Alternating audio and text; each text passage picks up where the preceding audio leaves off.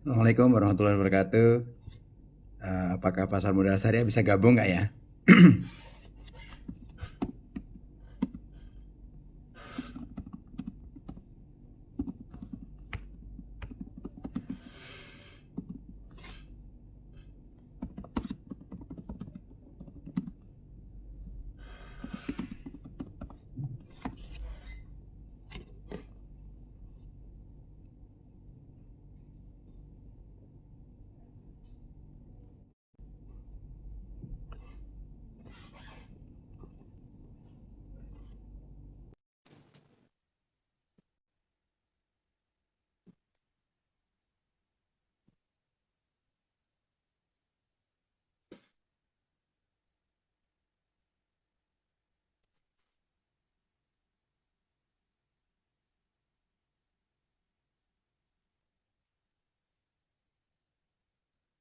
Kita lagi coba nih.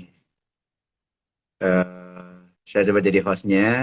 Saya lagi undang Pasar Modal Syariah untuk join untuk IG Live tentang reksadana syariah untuk membahas tentang bagaimana mendapatkan passive income dari reksadana syariah.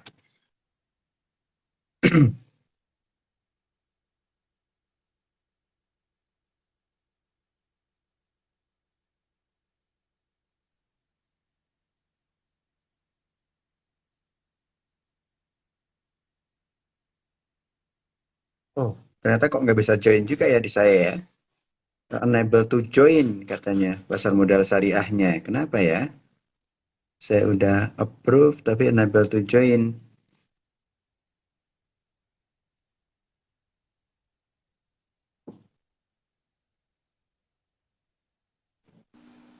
Ah, Alhamdulillahirrahmanirrahim. Assalamualaikum Pak apa kabar Teguh. Mbak Alia? Waalaikumsalam warahmatullahi Alhamdulillah. wabarakatuh. Kita balik Jadi nih. Berarti kebalik saya nih nggak Pak tanya Mbak hostnya. Alia nih, bukan saya sama Mbak Alia nih ya. Waduh, jadi kebalik nih Pak hostnya. Aduh, ada kendala. Ya, Waduh. eh, Iya, maaf ya oke Pak lanjut. Teguh. Jadi Oke, terlambat ini kita. oke nggak apa-apa lanjut. Oke, aku izin lanjut ya Pak Teguh ya. Oke, Baik, Assalamualaikum Pak Teguh. Selamat sore dan selamat bergabung di Instagram Live kita berdua sekarang ya berarti. Hostnya kebalik nih Pak Teguh. Ya baik, apa kabar Pak Teguh? kabar baik, alhamdulillah. Ini saya Alhamdulillah. lagi ada di Kota Batu, di Malang, di Wah, Jawa di Timur. Malang. Iya, Ada lagi acara seru. apa Pak Teguh di sana? Ada acara sama salah satu lembaga negara juga sih di bidang keuangan. Wah, Ada rapat, jadi jadwal saya. padat ya Pak. Oh iya iya. Alhamdulillah Pak Teguh. Semoga Pak Teguh dan keluarga senantiasa sehat walafiat ya Pak Teguh. Amin amin ya rabbal Amin, alamin. amin, amin, amin. Oke, sebelum masuk ke materi nih Pak Teguh, mungkin Pak Mhm. Teguh bisa sapa sobat-sobat pasar modal syariah di sini nih sebelumnya. Ya, para sobat Pasar Modal Syariah, Assalamualaikum warahmatullahi wabarakatuh. Senang sekali kembali bisa menyapa sobat-sobat sekalian. Ini kayaknya dulu pernah juga ya, saya diundang sama Pasar Modal Syariah IG ini, IG live ini. Ini ketemu lagi lah, kita bahas lebih seru lagi insya Allah hari ini. Sama Mbak Alia. Amin amin. Ya Pak.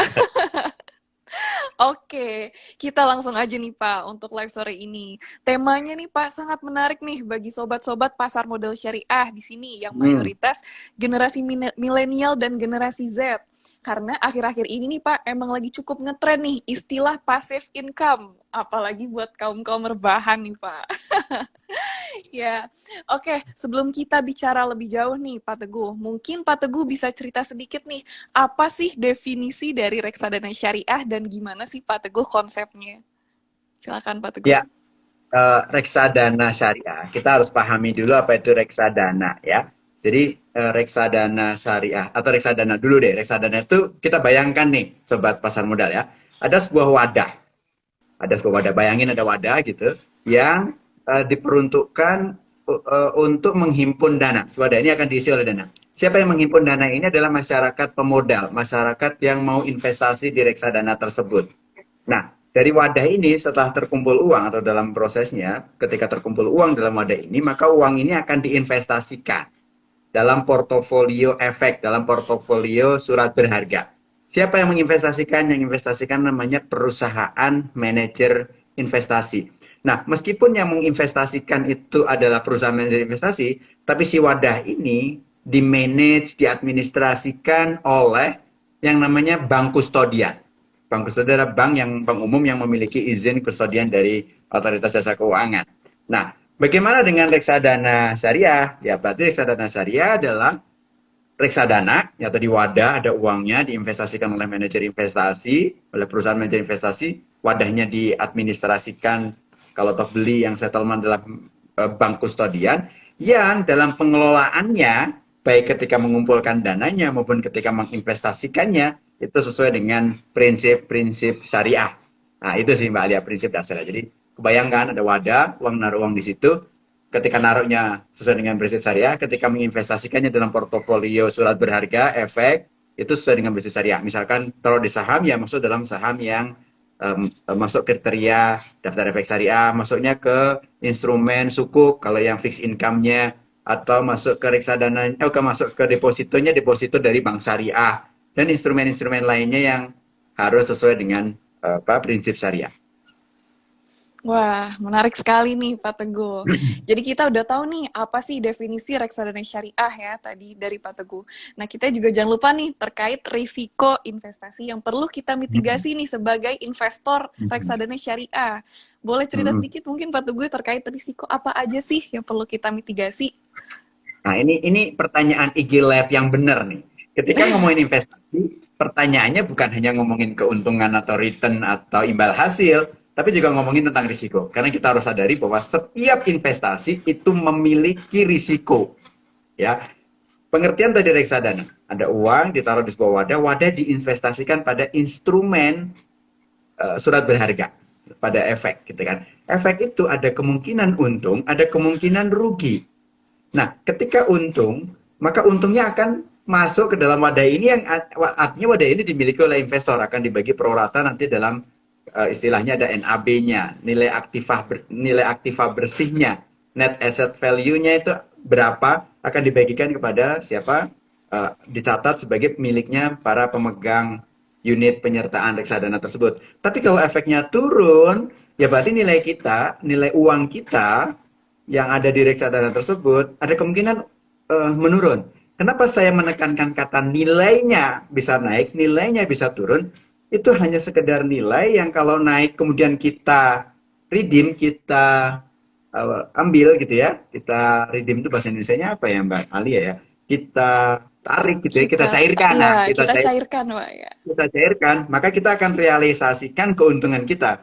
Kalau demikian pula kalau pas lagi turun atau kita beli di harga misalkan 1.500, ya kan? Kemudian kita jual, kita cairkan di harga pas 1.200, berarti kan turun tuh. Maka kita terrealisasi kerugian itu. Tapi kalau kita nggak lakukan apa-apa, masih ada di situ, maka belum tentu kita rugi. Suatu saat bisa jadi naik, suatu saat bisa jadi untung. Jadi keuntungan atau kerugian itu masih berupa nilai saja yang belum realize sampai kita lakukan redemption atau kita lakukan pencairan dari reksadana tersebut. Nah, sehingga bicara reksadana maka kita ada kemungkinan juga nilai uang kita bisa turun. Oke, jadi kita udah tahu ya risiko-risiko apa saja nih dari investasi di reksadana syariah. Nah, aku juga lupa nih tadi nanya sama Pak Teguh nih terkait keuntungannya. Nah, tadi malah Ya. kebalik ya. Ya mungkin bisa Ya. diceritain nih Pak Teguh apa aja Ya. keuntungan investasi di reksadana syariah. Keuntungan investasi dari reksadana syariah pertama tadi ketika instrumen efeknya itu naik maka nilai uang kita akan naik, dan pada saat itu kalau pas kita lagi ada perlu uang kemudian kita cairkan maka kita bisa mendapatkan keuntungan tersebut. Keuntungan kedua adalah bahwa reksadana itu instrumen investasi yang berbiaya rendah atau minimum pembeliannya bisa dengan nominal yang rendah. Rata-rata sekarang 100.000 juga bisa. Dulu ini boleh cerita masa lalu nih Mbak ya.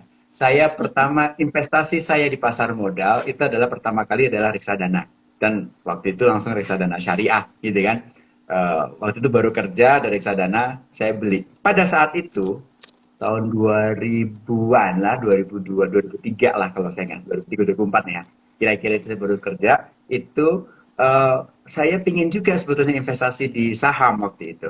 Tapi pada saat itu investasi saham itu harus punya deposit 50 juta. Nggak mungkin orang fresh graduate punya gitu kan. Kemudian bertambahnya waktu bisa 25 juta untuk saham. Nggak bisa juga 10 juta. Wah ini bisa nih 10 juta. Tapi nggak kejadian juga ya kan. Gaji berapa harus naruh deposit 10 juta gitu kan agak berat juga. Nah, tapi sekarang saham juga udah mulai ringan. Nah, reksadana dari dulu emang udah ringan. 250 kalau nggak salah dulu, itu sekarang 100.000. Bahkan di beberapa agen penjual reksadana itu bisa dengan 10.000 gitu kan. Nah, ini tergantung. Jadi bagian dari keuntungan bisa investasi dengan nominal yang kecil. Berikutnya, sekali investasi, ingat tadi, ada wadah yang kita taruh uang di situ, yang kemudian diinvestasikan ke banyak instrumen. Karena peraturan OJK juga mengharuskan nggak boleh cuma satu instrumen. Ada maksimum satu instrumen dibeli 20% kondeks dana syariah misalkan gitu. Sehingga pasti akan tersebar. Maka investasi di reksadana itu hampir dapat dipastikan Anda sudah mendiversifikasi investasi Anda. Nah, tinggal nanti Anda pilihan dari apa namanya jenis reksadananya. Apakah reksadana saham, berarti 80% dari saham, reksadana pendapatan tetap, reksadana pasar uang, reksadana campuran, reksadana penyertaan terbatas, dan sebagainya. Ada banyak. Di syariah ini jenis reksadananya adalah lebih banyak daripada yang konvensional justru ya, itu yang menariknya. Sehingga investasi di reksadana syariah ini memiliki banyak keunggulan, tetapi juga Anda harus kenali tadi risikonya. Siap, Pak Teguh. Jadi cocok banget nih ya Pak Teguh reksadana syariah ini untuk investor pemula yang mana investornya masih sedikit waktunya dan keahliannya untuk investasi. Karena tadi reksadana syariah ini kan juga uh, metodenya diversifikasi ya Pak. Jadi cocok nih buat investor pemula. Nah, kita udah tahu nih tadi Pak Teguh, keuntungannya apa aja, risikonya apa saja, apalagi konsepnya tadi juga udah ceritain ya sama Pak Teguh. Nah, kita sekarang boleh tahu nggak sih Pak Teguh, ini indikator apa saja yang digunakan untuk kita nih sebagai investor mengetahui kinerja reksadana syariah? Waduh, ini pertanyaan yang agak berat sebetulnya. Tapi saya akan bicara secara ringkas. Saya dulu pernah menjadi head of research di perusahaan yang waktu itu saya join. Uh, untuk menilai reksadana kita melakukan research, Mak. Research yang kita lakukan tentu pakai rasio-rasio keuangan yang common digunakan untuk menilai kinerja reksadana. Misalkan kita pakai dua indikator lah ya, paling nggak. SEP ratio dan Jensen Alpha ratio. Apa itu dua jenis apa namanya rumusan ataupun tolak ukur lah ya. Uh, Kalau SEP ratio itu gini, SEP ratio itu adalah rasio yang membandingkan tingkat imbal hasil, tingkat return sebuah instrumen investasi, katakan reksadana syariah A. Kita mau nilai nih reksadana syariah A. Nah, itu kita bandingkan tingkat returnnya reksadana syariah A dengan juga tingkat risikonya. Ya, jadi bandingkan dengan tingkat risikonya. Nah, kalau si Jensen Alpha Ratio itu adalah eh, kita menghitung return atau imbal hasil tadi itu yang dihasilkan oleh instrumen investasi reksadana A, katakan itu, apakah lebih besar atau lebih kecil dibandingkan dengan benchmarknya. Nah, benchmark itu tolak ukurnya. Tolak ukurnya misalkan kita mau pakai tolak ukur surat berharga negara gitu kan. Nah, dengan Jensen Alpha Ratio kita bisa mengukur imbal hasil historical tentunya ya, historical yang masa lalu si reksadana A ini dibandingkan dengan historical surat berharga syariah negara itu lebih tinggi apa lebih rendah. Nah, atau misalkan kita mau hitung bandingkan dengan GII indeks atau indeks apa namanya ISSI misalkan gitu ya. Nah, si reksadana ini lebih tinggi apa lebih rendah nih? Nah, nanti kita akan ketahuan, oh rasionya kalau dia di atas 0, itu berarti dia lebih tinggi imbal hasilnya dibandingkan dengan benchmarknya. Tapi kalau dia minus di bawah 0, itu maka dia dibandingkan benchmarknya dia lebih rendah gitu ya. Sehingga kita kalau mau scientific kayak gitu emang agak detail sih ya gitu. Detail ya, Pak. Tapi cara gampangnya, apa sih Mbak Ali akan nanya nih, buat pemula yang gampang gimana Pak kan gitu. Ya, Nah, biasanya itu indikator dari sisi return. Jangan lupa bahwa indikator dari sisi return itu bukan satu-satunya tolok ukur untuk mengukur kinerja sebuah reksadana syariah, misalkan atau sebuah reksadana secara umum ya. Jadi kita juga bisa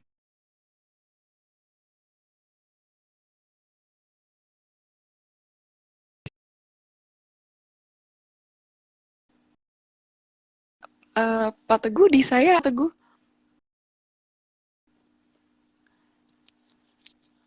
sebentar Halo? sepertinya. Iya, Halo, Pak sudah Teguh di terdengar lagi saya. Mbak Halo? Alia? Iya, terdengar, Pak. Alhamdulillah. Oke. Oke. Jadi indikator berikutnya selain dari return adalah dari jumlah aset under manajemennya. Dana kelolaan Hmm. dari reksadana syariah A ini seberapa besar? Hal ini biasanya menunjukkan tingkat kepercayaan masyarakat terhadap reksadana ini. Nah, kita tahu bahwa investor reksadana bukan hanya perorangan, tapi juga kadang-kadang ada institusi-institusi besar gitu kan. Sehingga mereka memiliki alat ukur, tolak ukur, alat ukur untuk menghitung kinerja reksadana ini bagus apa enggak. Sehingga Hmm. biasanya kalau aset under manajemennya besar, itu tingkat apa namanya tingkat kepercayaan masyarakat terhadap reksadana tersebut cukup besar. Jadi meskipun imbal hasilnya mungkin nggak gede-gede amat, karena kadang-kadang perilaku atau karakter dari manajer investasi yang mengelola reksadana ini, ada yang memang karakternya konservatif, ada yang karakternya memang dia sangat comply terhadap uh, prospektus, sangat comply terhadap pagar-pagar atau rel-rel yang dia buat, sehingga dia memang mungkin dibandingkan dengan reksadana yang lebih kecil dia jauh tertinggal, tapi biasanya dia akan lebih stabil. Ingat bahwa investasi reksadana itu kita gunakan untuk mendapatkan return di masa mendatang, yang bukan, atau saya bisa katakan bahwa reksadana tidak cocok untuk dilakukan untuk tujuan trading, enggak. Jadi memang untuk investasi reksadana itu. Nah, apalagi harganya kan muncul akhir tutup hari ya, setelah end Betul. of day baru muncul harganya, sehingga nggak cocok untuk, sehingga memang reksadana ini Anda jangan mengukur dari returnnya saja, tapi juga sustainability-nya, volatility-nya terlalu tinggi apa enggak, trennya naik apa enggak, secara meskipun volatilnya tetap terjadi, terutama untuk reksadana yang jenisnya apa namanya saham misalkan gitu ya.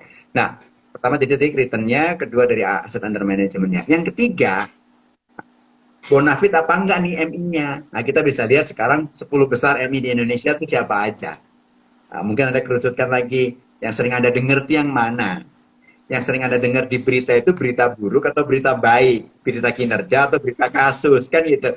Ya, Anda bisa menilai secara awam. Sehingga teman-teman sekalian, kalau mau mudahnya buat yang pemula, coba sering-sering baca berita tentang ranking reksadana, ranking MI, ranking reksadana. Ada biasanya tuh koran-koran, majalah-majalah tentang keuangan, tentang investasi, suka terbitin the best five, the best 10 dari reksadana jenis apa, saham, jenis campuran, jenis pendapatan tetap, jenis pasar uang. Nah, ini Anda bisa pilih yang konsisten, misalkan di beberapa tahapan dia, di beberapa waktu dia selalu menjadi the best 10 atau the best five gitu. Meskipun nggak nomor satunya, tapi nomor berapanya.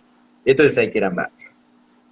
Oke, menarik nih. Kita jadi udah tahu ya, untuk menilai kinerja reksadana syariah bukan aja dilihat dari sisi return-nya aja, tapi kita juga perlu perhatiin aset under management-nya. Jadi semakin tinggi aset under management-nya, berarti tingkat kepercayaan masyarakat nih lebih tinggi juga. Dan juga perlu dicatat nih teman-teman, kalau investasi di reksadana syariah, jadi bukan trading gitu kata Pak Teguh tadi ya. Dan juga kita harus mengetahui profil manajer investasi kita. Jadi kita harus sering-sering nih baca ranking tentang manajer investasi atau reksadana. Nah, nih sebelumnya aku takutnya kelupaan nih sebelum berlanjut ke pertanyaan selanjutnya nih. Mau mengingatkan sobat-sobat di sini yang punya pertanyaan bisa langsung ditanyakan di komen atau di question box kita. Karena mumpung ada Pak Teguh nih di sini, insya Allah di akhir sesi kita akan ada sesi Q&A dan aku akan insya Allah pilih 2-3 pertanyaan dari sobat semua untuk dijawab langsung oleh Pak Teguh. Oke, kita manfaatin ya kesempatannya teman-teman, kapan lagi bisa nanya sama Pak Teguh nih. Oke, Lanjut Pak Teguh, mohon izin aku mau tanya-tanya lagi nih terkait reksadana syariah. Gimana sih Pak cara memahami prospektus dan fun fact sheet reksadana syariah? Secara sederhana aja nih Pak. Cara memahaminya pertama harus mau baca. Jadi kalau prospektus itu segala hal informasi yang berkaitan dengan reksadana tersebut, terutama yang harus Anda baca adalah siapa manajer investasinya, siapa orang-orang di balik itu, bagaimana track record dari orang-orang tersebut, ada berita-berita miring nggak dengan orang-orang tersebut.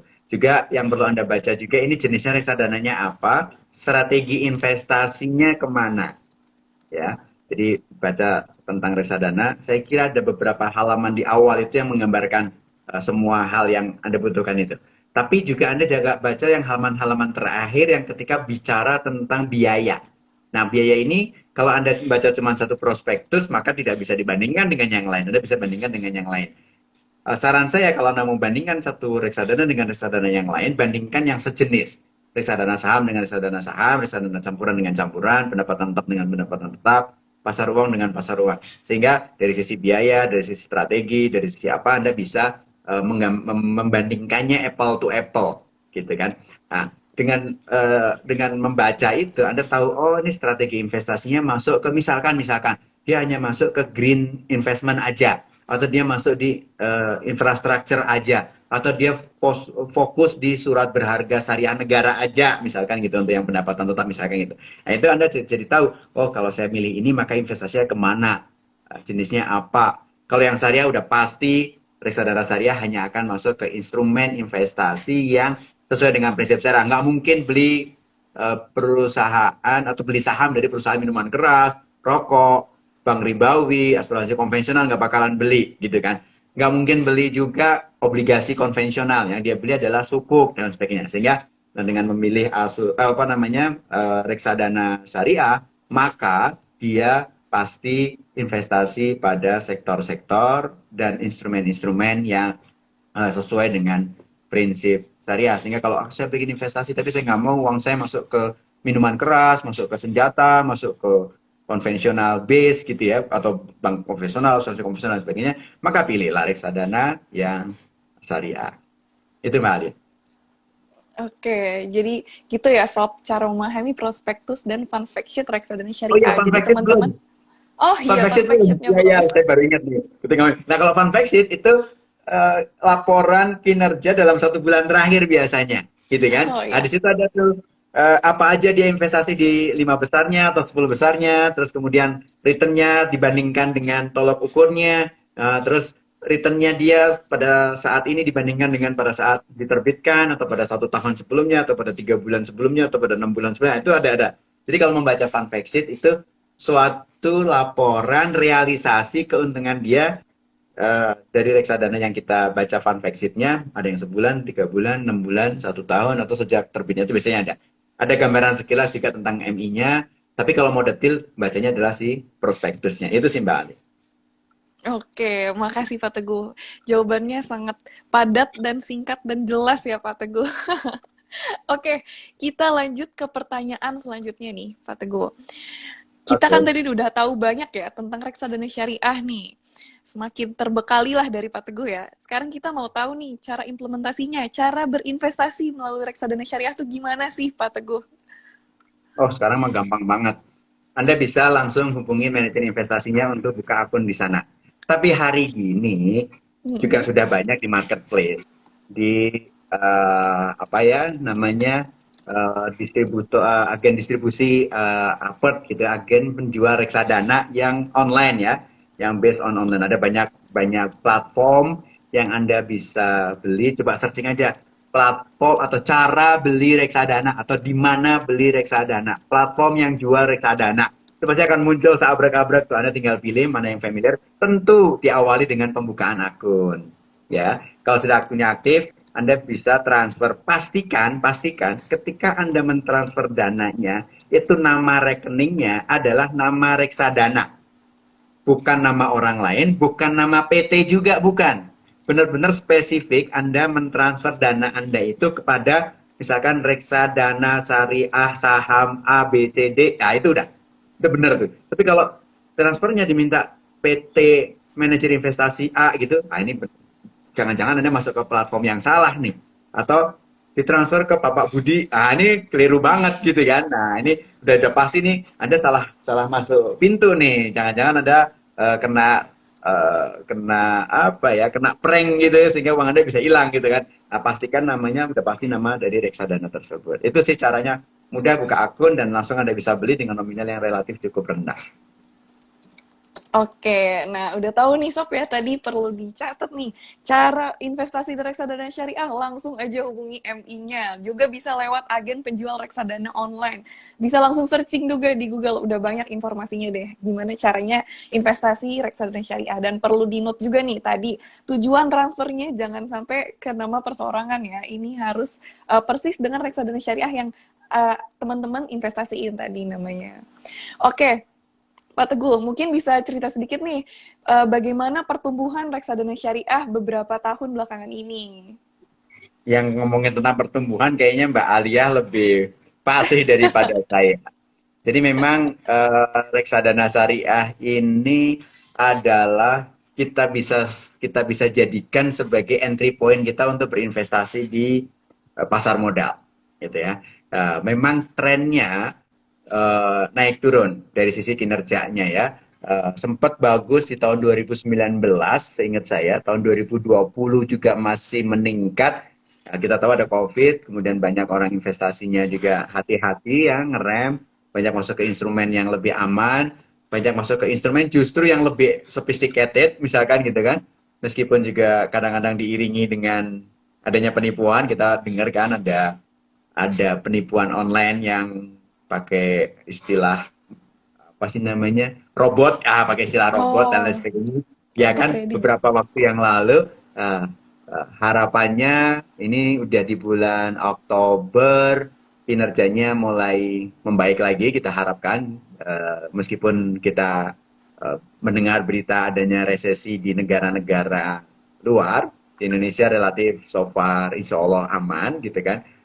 Harapannya juga ini menjadi suatu hal yang positif buat Indonesia, tapi memang ada tantangan tantangan tahun-tahun politik, satu tahun ke dua tahun ke depan. Memang ini kita juga berharap semoga eh, apa namanya instrumen investasi atau katakan giroh berinvestasi di reksadana syariah dan di instrumen-instrumen investasi syariah yang lainnya juga terus berkembang. Kita tetap optimis karena secara overall Indonesia bagus, secara overall juga ekosistem keuangan dan ekonomi syariah di Indonesia cukup bagus.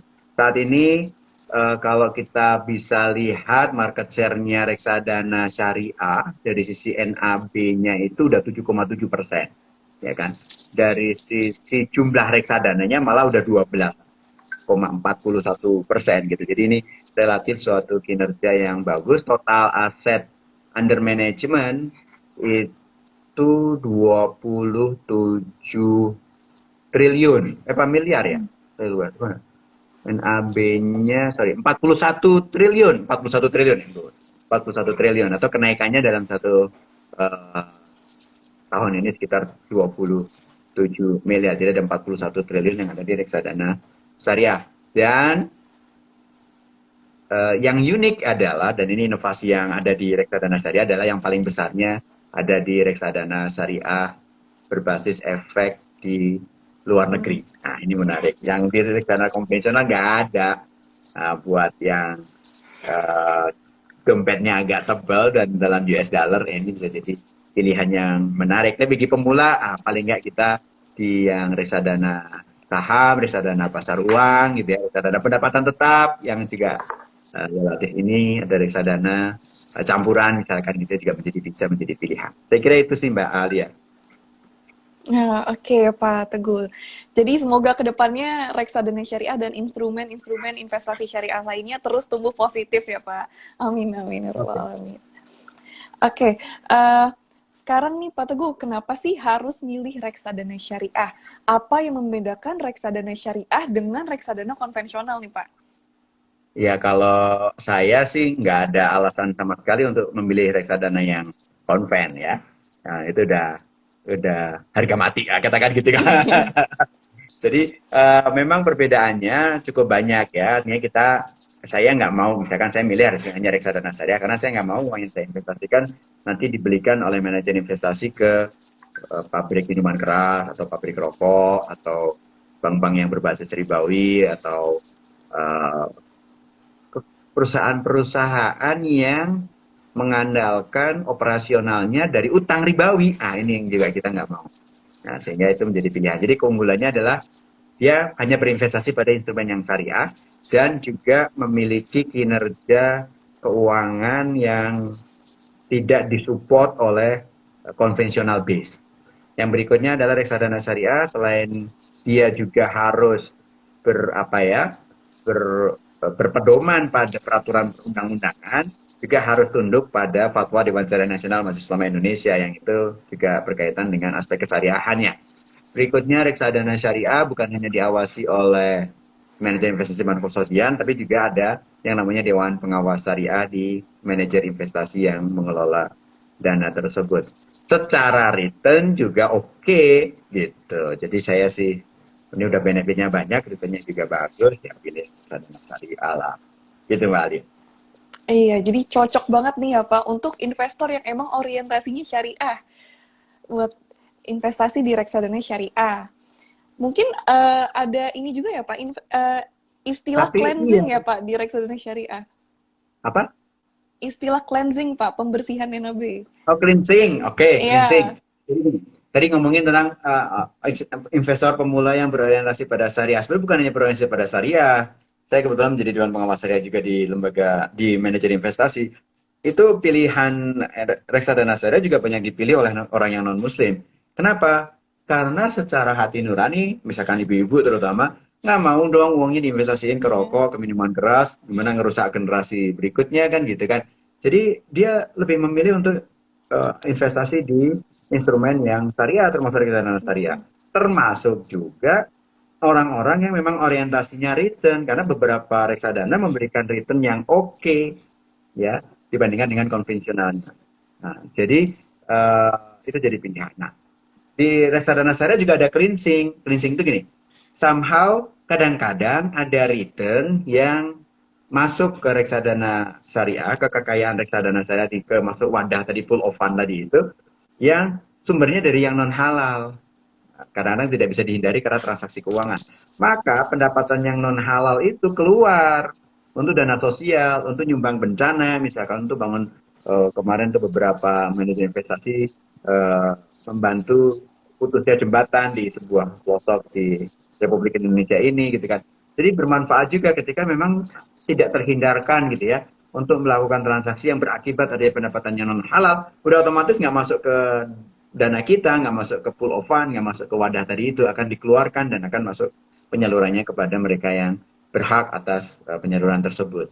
Jadi cleansing factor juga jadi poin positif dari reksadana syariah yang tidak dimiliki oleh reksadana konvensional. Wah, Masya Allah, nih reksadana syariah nggak cuma dapat returnnya, tapi insya Allah berkah juga ya Pak. Baik, Amin. amin. Untuk kinerja reksadana syariah tadi Pak berdasarkan jenis-jenisnya tadi Pak Teguh kan sempat mention ya Pak reksadana syariah pasar uang, reksadana syariah pendapatan tetap dan lain-lain. Itu kinerjanya gimana sih Pak? Kinerja secara umum begini. Masing-masing reksadana itu memiliki karakter risiko dan returnnya masing-masing. Jadi kita nggak bisa generalisir reksadana syariah itu lebih bagus atau lebih jelek daripada reksadana konvensional. Demikian pula kita nggak bisa generalisir reksadana konvensional lebih tinggi atau lebih rendah dari reksadana syariah. Secara overall, bahwa reksadana konvensional tentu bisa membeli instrumen-instrumen investasi yang sesuai dengan prinsip syariah juga. Artinya, reksadana konvensional bisa beli sukuk, bisa taruh di deposito yang syariah, bisa juga dia investasi di saham-saham yang masuk dalam kriteria syariah. Jadi sukuk bisa, deposito syariah bisa, yang saham yang sesuai dengan syariah juga bisa. Tapi reksadana syariah tidak bisa masuk ke saham yang konven, obligasi konven, deposito dari bank konven, itu nggak bisa nih. Sehingga secara universe-nya tentu reksadana syariah lebih sempit dibandingkan dengan reksadana konvensional gitu kan. Sehingga orang berasumsi bahwa reksadana konvensional probability untuk dapatin imbal hasilnya, untuk dapatin cuannya lebih tinggi. Tapi kenyataannya tidak juga.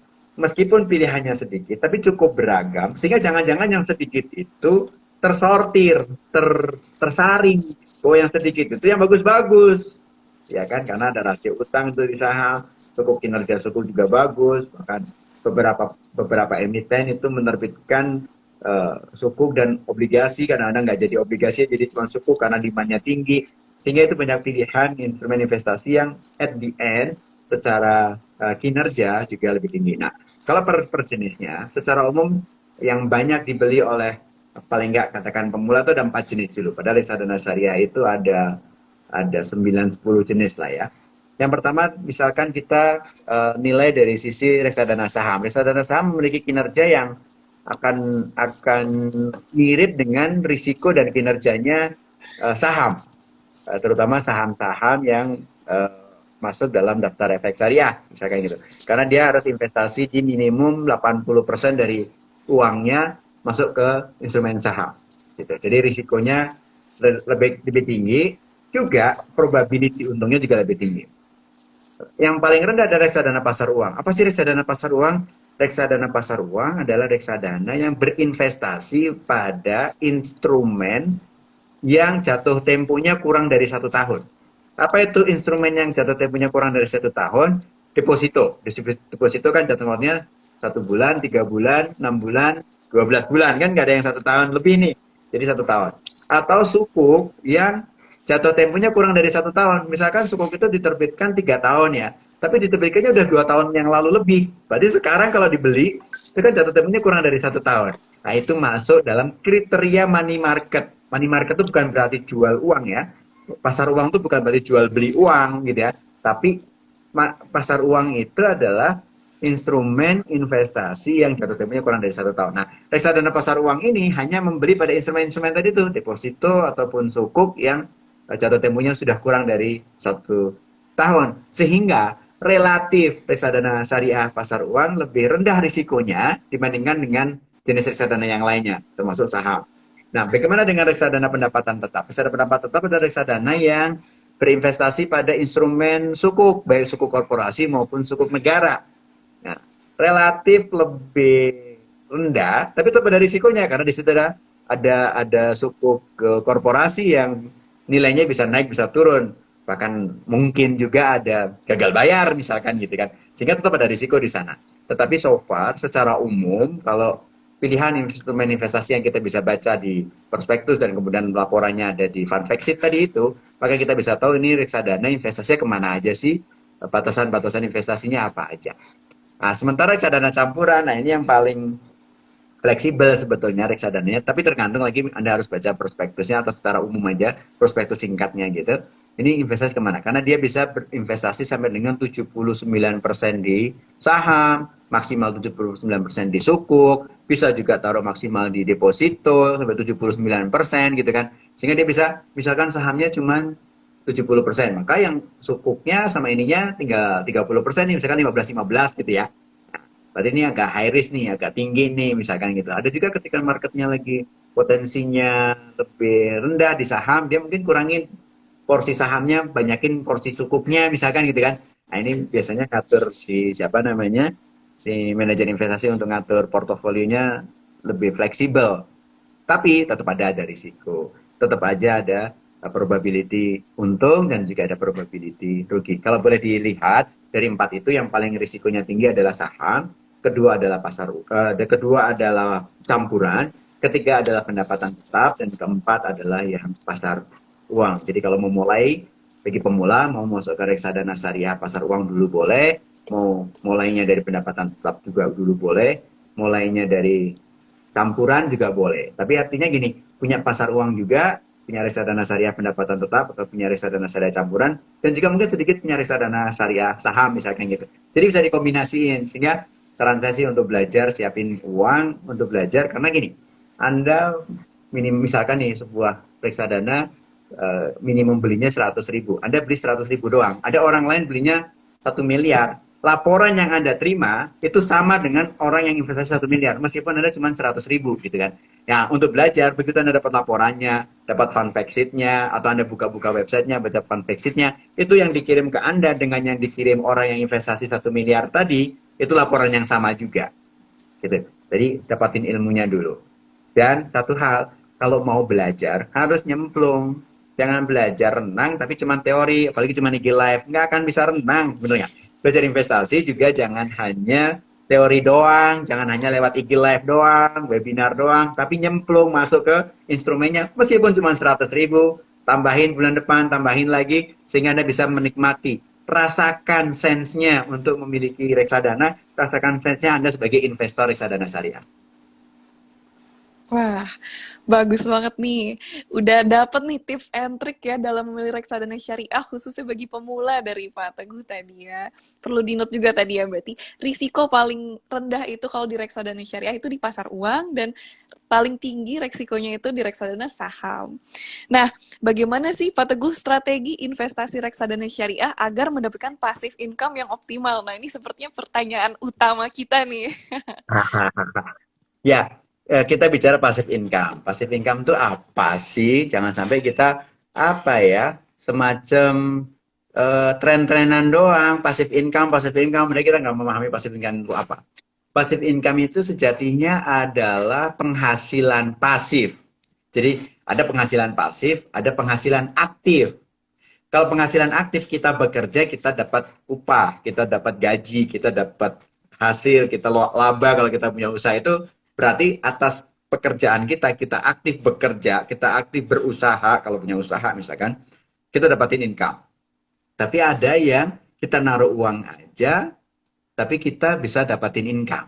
Nah, tentu jenis income ini macam-macam kan. Bisa juga income itu dari sektor keuangan, termasuk reksadana ini. Bisa juga dari sektor bisnis, misalkan Anda punya uang, Anda kerja sama-sama teman Anda yang jalanin bisnisnya, Anda nggak ngapa-ngapain, tapi nanti ada bagi hasil dari bisnis itu, bagi ada income dari sebuah bisnis.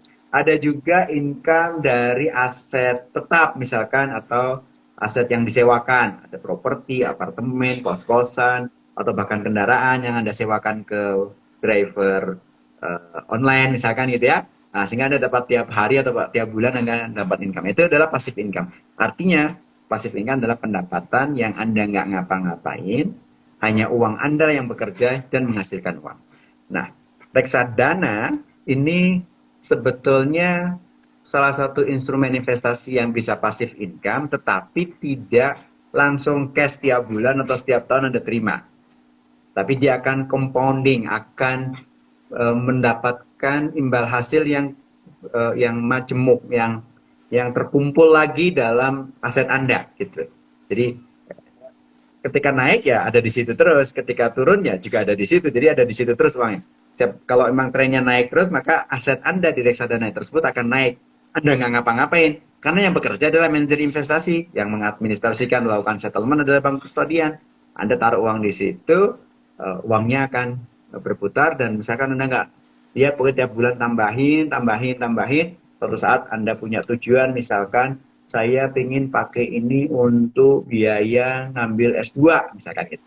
Saya ambil ini untuk beli mobil, saya investasi ini mau beli rumah, mau untuk buat nikah. Nah, Anda targetin tuh. Nah, maka investasi yang baik adalah yang punya planning, bukan hanya return oriented aja, bukan hanya cuan oriented aja, tapi juga yang paling penting adalah terpenuhinya tujuan investasi kita. Sehingga bisa nggak reksadana ini dijadiin sebagai instrumen untuk passive income? Jawabannya bisa, tapi tidak langsung cash tiap bulan ataupun tiap tahun, tapi dia akan compounding, akan majemuk, akan nambahin aset Anda dari sisi nilai dari reksadana tersebut. Tapi kalau Anda mau cairkan setiap bulan, saya butuh nih passive income untuk support hidup saya, ya maka setiap bulan harus dicairin. Yang kadang-kadang kalau pas lagi rugi, bukan hanya imbal hasil yang Anda cairkan, jangan-jangan juga prinsipalnya investasi Anda awal juga Anda ambil juga gitu kan. Tapi saran saya sih ini untuk instrumen investasi yang compounding, yang terus nambah dari sisi jumlah aset Anda, returnnya pun masuk situ terus otomatis gitu Mbak Alia. Wah, bagus banget nih Pak Teguh. Aku bakal inget-inget terus nih Pak Teguh. Investasi yang baik adalah yang punya planning dan tujuan gitu ya Pak Teguh. Nah, terakhir nih dari aku Pak Teguh, Ya, pertanyaannya. Kapan waktu yang tepat untuk membeli reksadana syariah? Apakah kondisi ekonomi berpengaruh terhadap kinerja reksadana syariah, Pak? untuk pemula, waktu yang tepat untuk membeli reksadana adalah pada saat Anda memiliki uang. Jadi ketika harga murah pun Anda nggak punya uang ya manyun kan gitu ya. Harga mahal punya uang, terus nggak beli, nggak tahu tambah mahal lagi, nggak beli juga tambah mahal lagi nggak apa, jadi nggak perlu beli gitu kan. Sehingga untuk pemula apalagi nominalnya bisa bertahap sedikit-sedikit, Anda punya uang nggak banyak nih, jangan semuanya cemplungin dalam satu waktu, bisa bertahap tiap seminggu sekali atau tiap 2 minggu sekali atau tiap bulan sekali. Masuk, pilih sambil rasakan, nikmati, baca sedikit-sedikit tentang tadi misalkan ranking reksadana ini 10 besarnya sering apa enggak, 5 besarnya sering apa enggak, sehingga Anda bisa menilai kinerjanya secara bertahap, terus diversifikasi juga, masuk ke jenis-jenis reksadana yang macam-macam, ada sahamnya, ada pasar uangnya, ada pendapatan tetapnya, ada campurannya, itu Anda juga rasakan gitu kan, sehingga lama-lama akan terasa. Tapi juga jangan pernah berhenti belajar, karena dalam investasi itu tidak ada istilah yang paling jagoan, yang paling pakar, nggak ada. Yang ada dalam investasi itu adalah orang yang paling update terhadap kondisi. Nah, memang theoretically investasi yang bagus adalah investasi yang pada saat marketnya lagi turun dan dijual pada saat marketnya lagi naik gitu kan. Tetapi kan kita nggak pernah tahu apa yang akan terjadi esok hari, bener nggak? Sehingga kita pakai indikator-indikator yang kemudian kita tapi dari awal-awal nggak usah banyak teori, analisis gitu ya. Masuk aja dulu rasakan nikmatnya, tapi juga jangan pakai uang yang dipakai untuk dapur. Jangan pakai uang yang akan dipakai buat bayar SPP. Jangan dipakai uang buat bayar semesteran, SKS atau apa gitu ya, buat kuliah. Jangan juga pakai buat sekolah anak gitu ya, kalau udah punya keluarga misalkan gitu ya. Jadi benar-benar uang yang kita sediakan untuk masa mendatang, yang kita dedikasikan untuk investasi apalagi di awal-awal, biasanya juga ada cost of learning untuk investasi itu. Gitu sih, Mbak. Jadi beli buruan segera, kondisi market kayak gini bagus untuk memulai investasi di pasar modal. Hmm. Oke, Pak Teguh.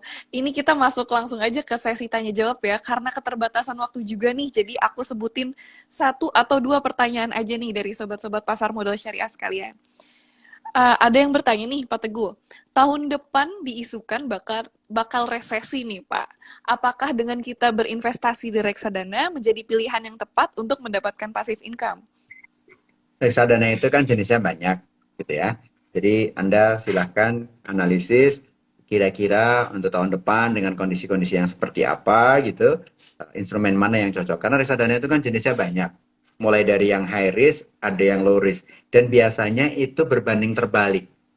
Ya, kondisi-kondisi tertentu yang low risk ini apa namanya kinerjanya bagus pada saat itu yang low risk ini kinerjanya bagus, yang high risk kinerjanya turun. Demikian pula ketika kondisi-kondisi katakan ekonominya lagi membaik, biasanya yang high risk ini akan naik, yang low risk ini akan stabil atau akan cenderung santai gitu ke kinerjanya gitu. Maka saran saya sih cocok untuk tetap investasi, tapi diversifikasi dari beberapa jenis investasi itu uh, juga Anda harus lalui, dan jangan khawatir terhadap isu-isu kayak begitu kalau investasi untuk jangka panjang. Tapi kalau uangnya mau dipakai jangka pendek nih, misalkan saya mau menikah tahun depan lagi, ya jangan masukin reksadana saham, itu namanya bunuh diri, benar ya. Jangan masuk investasi yang high risk gitu kan. Tapi masuk yang pasar uang aja kalau buat tahun depan. Tapi ini saya buat untuk pensiun nih. Nah, masuk reksadana saham, pensiunnya masih usia 55, sekarang usianya baru 23 misalkan gitu. Ya masuk ke investasi yang high risk nggak apa-apa. Tapi niatnya ini mau untuk jangka panjang nih, bukan untuk jangka pendek. Sehingga resesi beli, nggak resesi ya beli gitu. Gitu sih Mbak Ali.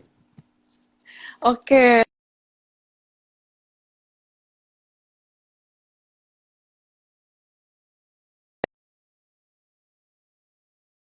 sobat yang masih memiliki pertanyaan bisa langsung aja follow Instagram Pak Teguh @muhammad_teguh dan langsung tanya ke Pak Teguhnya. Mohon izin Pak apabila berkenan. Tidak terasa sudah jam 5:07 nih Sobat. Sayang sekali, kita harus mengakhiri live di sore ini. Terima kasih Pak Tugu sudah menyempatkan waktunya untuk live sore ini dan juga sudah membagikan ilmu yang sangat insightful ke Sobat Pasar Modal Syariah dan juga teman-teman sekalian. Semoga ilmu yang Pak Teguh bagikan bisa menjadi ladang pahala jariah untuk Pak Teguh dan untuk kita semua ya Pak. Amin, amin, ya rabbal alamin. Mungkin sebelum penutupan Pak, ada closing statement dari Pak Teguh? Ya, terima kasih sudah join di IG Live kita pada sore hari ini. Harapannya semoga bermanfaat, harapannya ini bisa dipraktekkan, harapannya bisa membuat Anda menambah wawasan di bidang investasi, terutama di reksadana syariah, dan harapannya lagi Anda bisa menjadi bagian dari sahabat pasar modal syariah dan menjadi investor di reksadana syariah, dan Anda bisa lakukan investasi secara konsisten. Setiap habis gajian deh, pokoknya mau nggak mau harus taruh di reksadana syariah, misalkan 500.000 gitu ya, atau 1 juta, atau cuma 100.000 setiap bulan, nggak apa-apa juga. Oh pas saya income-nya tiap mingguan, nah mingguan setiap minggu 100.000 juga nggak apa-apa gitu kan. Tapi konsisten, dengan konsisten maka Anda akan mengalami beberapa kondisi pasar gitu ya, bisa kadang naik, bisa turun, bisa naik, bisa turun, atau naik terus gitu kan. Nah ini kita bisa mengalaminya dan bisa belajar banyak dari investasi. Harapannya ini dijadikan titik di mana Anda bisa uh, mencapai tujuan keuangan Anda di masa mendatang dan tentu dengan yang sesuai dengan prinsip-prinsip syariah. Gitu, semoga bermanfaat. Terima kasih.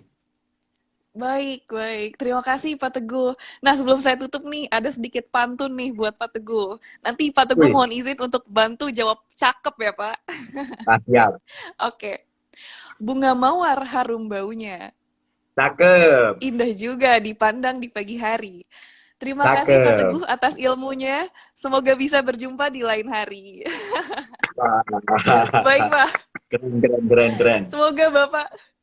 Semoga Bapak sehat-sehat selalu ya Pak dan sampai bertemu di kesempatan berikutnya. Pak Teguh mohon izin nanti untuk rekaman IG live-nya mohon di-save ya Pak karena nanti kemudian akan kita share di Instagram kita karena kan di sini saya bukan hostnya ya Pak. Iya, caranya gimana tuh supaya nge-save tuh? Ketika ditutup Nanti tuh di siapa itu? akhir Iya di akhir live nanti ada tombol share itu Pak Teguh bisa langsung share aja. Oke, oke. Oke, baik. Terima kasih banyak juga untuk Sobat Pasar Modal Syariah semua yang sudah menonton live hari ini. Dan untuk Sobat yang ketinggalan atau mungkin baru nonton Instagram live kita di pertengahan, jangan khawatir ya, karena nanti Sobat semua masih bisa menonton live hari ini di Instagram Pasar Modal Syariah. Jangan lupa juga nih, untuk Sobat semua yang mau belajar investasi, agar tak terjebak investasi bodong, kalian juga bisa cek dan mampir ke website kita, www.pasarmodalsyariah.com. Oke deh kalau gitu, aku Aal izin pamit Pak Teguh dan sobat-sobat sekalian. Sampai ketemu di Instagram Live selanjutnya bersama narasumber-narasumber yang gak kalah menarik lainnya. Assalamualaikum warahmatullahi wabarakatuh. Terima kasih Pak Teguh sekali lagi. Waalaikumsalam warahmatullahi wabarakatuh. Sama-sama, terima kasih. Mari Pak.